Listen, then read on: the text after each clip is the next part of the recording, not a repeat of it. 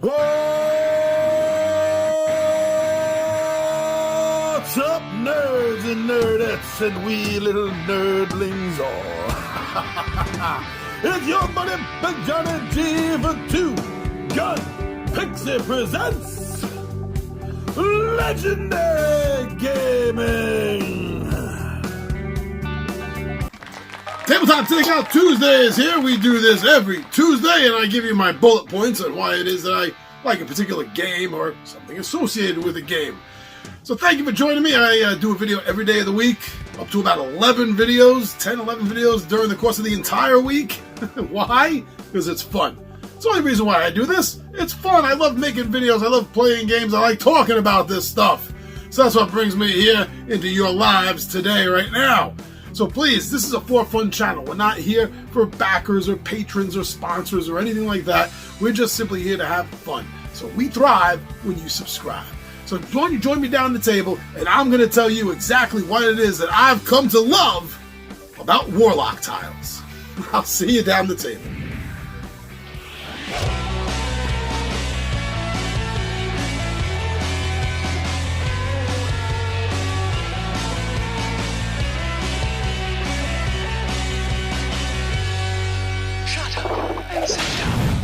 Warlock tiles and their 4D line of accessories has really been something I've been looking for a long time. I gotta say this right up front before I say anything else. In my humble opinion, I find the Warlock tiles to be equivalent to Lego for Dungeons and Dragons. I have so much fun piecing things together, building things. I do. I feel like a kid with a big container of Legos and just told, do what you want with them. That's the way the Warlock tiles get me feeling. I love the fact that they're so modular. Now, I didn't get them when they first came out. I got them a couple of years later, so they already came out by the time I picked it up with the easy clips. I heard some horror stories about the original clips. Thank God we don't use them anymore. But all right, so we do have the easy clips now, and they are just a little sideways, instead of just putting it straight in, you just do a little sideways click, click, boom, oh, it's in. It's so easy. And the modular. So you can take it out and you can build anything you want. There's no, generally speaking, there's no, sets. There's no, oh, well, here's a 3-story building set. No, it's just, here are sets to make a building with, a wooden building or a stone dungeon with. And then you get to play with it and design it however you want. Now, I know you're thinking to yourself, Big John, that's it with everything. Yeah, it is. But I was never happy with the clipping system with Dwarven Forge. I was never happy with the fact that it was a 10-foot corridor is really like an 8-foot corridor because they build the walls on top of the floor pieces and that takes up space. I was never happy with it. And Warlock tiles solved all these problems. 10 foot is 10 foot. A 10-foot corridor is a 10-foot corridor. There's no space taken up by putting the walls on top of the floor. They're at the side of the floor. That's it. So the floor tile is this big. The walls are over here. They're not on here. Hello. If you can imagine the difference that I'm talking about. I'm probably showing you the pictures of this already while I'm talking about all this. I also like the fact that not only is it modular, but in most cases, not talking the city streets, but in most cases with the dungeons or with the wooden building structures, the floor pieces are double-sided. If you buy the dungeon, they're double-sided. One side is the stone dungeon floor, and the other side is a wooden floor. If you buy a wooden building, one side is the wooden floor, and the other side is the stone floor.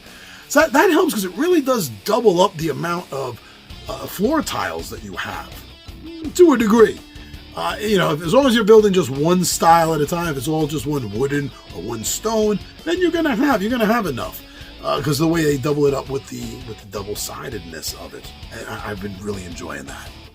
Now I didn't get into the Warlock tiles immediately right away. I had seen them, but what bothered me about them was the 1-inch walls. I has never been a fan of dungeon tiles that have 1-inch walls. I always feel like that should be a half wall, inside the dungeon or something. But then I saw that Warlock tiles had 2-inch walls for both the stone dungeon walls as well as the wooden building walls. And that changed my mind. What really changed my mind, though, is is having to build this. You can see some of it right here. The city. Having to build the city for my Brendan Ford Speaker in Dreams adventure that I was running. I'm still running at this point. Well, I needed city streets. And I saw that they had these town and village sets that have city streets and sidewalks with the cobblestone curbs, raised curbs between the sidewalk and the cobblestone road. And that just really got my attention. That just set its hooks deep inside of me. I decided to end up buying and buying and buying. Every time there was a sale on Amazon. Because they can be a little expensive. Not quite as expensive as Dwarven Forge. They're a little less expensive than Dwarven Forge. A little bit more expensive than the Battle Systems cardboard stuff. It fits right in between that, which is another reason I'm happy with it. I like the Battle System stuff, the cardboard stuff. It's fine. It's okay. It looks good. I especially like using them together because it'll give different looks, different visual textures, right, into the buildings and the setups and everything. So I like that. That's okay. That's fine. But being the fact that the Warlock tiles are more plastic, not really resin, like plastic, it is going to be more expensive. That makes sense. I find them to be just as durable as Dwarven Forge, but they're less expensive. So they fit into that nice little niche right in between Dwarven Forge and Battle Systems, which is another reason why I think it's perfect, right down the middle for the players, for the DMs, I guess, really. Because it is that middle ground. It's going to be a little bit more durable than Battle System stuff. It's going to be a little less expensive than the Dwarven Forge stuff.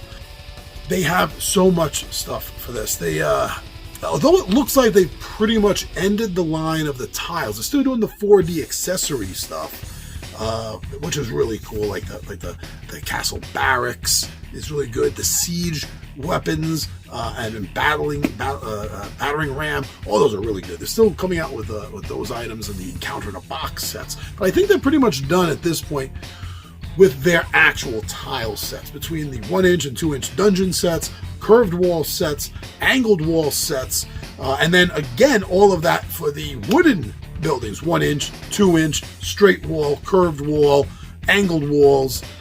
They do have just about everything that you're going to need. The one thing that does bother me, though, is about 2 years ago at this point now, they advertised they were coming out with a sewer system. And they never did. It just fell flat on its face. I was really looking forward to that. But even regardless, without that, I can still pull off a sewer system with the set as it is. But I really hope for it. But they do. They support it with so many items, so many things. If you have a couple of sets of each of them, you're going to be set. Now, you can go crazy like I did for a double-sized table build and just collect. But if you're just playing on a single table, you're not going to be needing to buy a hell of a lot, especially if you're going to be setting it up in a sense where you're not setting up the entire encounter all at once, just pulling out room by room as the encounters happen. That's another nice thing I like about this. Is and I've been getting more and more into it, is building the whole build, but building it in sections so not everything is clipped together. And this way, so when the party comes into the hallway, I can just pick up the hallway I made and put it right down for them at the ends of the door, the wall, or whatever it is. And then maybe if they get to that secret door to the room, then I pull out the room and I just put it down. God, I love doing that. I used to just have the whole set built out at once, and I really did not like the fact that the players could see everything.